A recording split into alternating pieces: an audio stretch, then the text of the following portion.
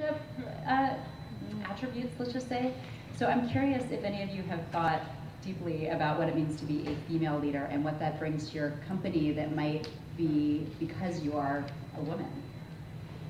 I think that women you have to think about also, there's all the stuff obviously of like where women, need to put, act, whether it's like take the seat at the table, whether it's like be willing to apply for the jobs. I mean, all the research that shows that, women aren't willing to take the same risk to apply for a job that a man does. If you're interviewing a woman, like they're more willing to say, oh, give credit to the group versus like men are be like, I crushed it, And so it's like you have all of these things that I think that, it's like being self-conscious and being thoughtful about how am I reacting. But I think that the contrary side to that is women I feel, and again, maybe stereotype, but often bring more empathy to the table, often bring more communication skills to the table. And it's using those things also for your advantage when you're thinking about management and leadership and building that company.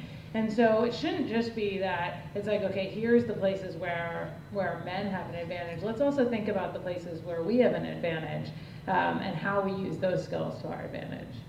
Yeah, what I've seen is, there are weaknesses, and we've probably all experienced them, weaknesses of, what's considered male leadership, right? But some women do this, where it's oppressive, hierarchical, egotistical, low input, right? Like just a really tough place, highly competitive and ruthless.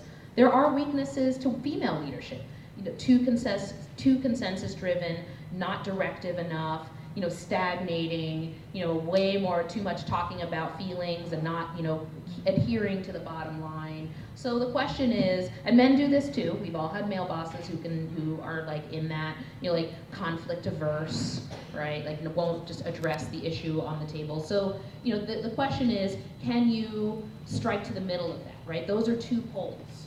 Can you actually achieve a middle ground as much as possible every day? In being, directive but not oppressive. Can you be, take in input but not be so consensus driven that you just go around in circles without actually deciding? I guess I'll answer this one by saying I don't think I think about that much. I certainly notice that people notice that I'm a brown woman. And so that comes up from time to time. And that's come up my entire career. And so part of just sort of tactically recognizing that I have to mitigate that so that their beliefs about whatever those beliefs are don't get put on me. Right? So just being very tactical, making sure it's clear that there's a male founder. I think it's mattered as I've met a bunch of people, a bunch of investors. No, not because I think men are better or women are better, but because I think people have a narrative in their head, and my goal is to be able to build a company that raises a bunch of money and that makes a bunch of money. And so I guess people sometimes ask me, what is it like to be a female leader? I mean, I honestly don't know how to answer that question other than I'm trying to build a badass company and build a bunch of people around the table with different perspectives. Because oftentimes I was the only one with a female perspective at the table, and I thought that was a disservice. So I don't know if that's me being female or just noticing that I was the other and recognizing that if we had more different perspectives at the table, that we could be sharper.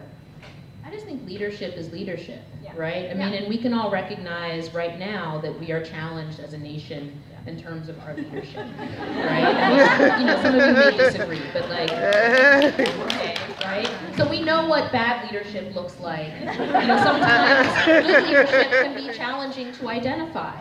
But the question is, leadership ultimately shows up as being the way I run my companies is I am of service.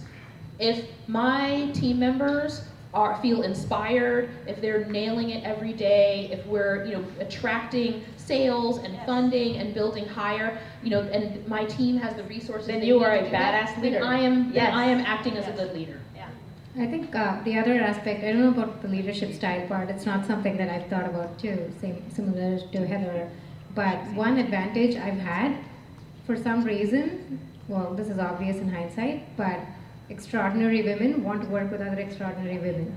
And so it's been really great for me to hire these great women for my company And I don't know if it's a leadership style, it's a female leadership style, but I'll take it. You know, this is a great advantage, and I'm just exploiting the heck out of it. It's great, but it's really nice to have an awesome team of really good, high quality, high caliber people, and it happens that 75% of our leadership team are women, and it's great.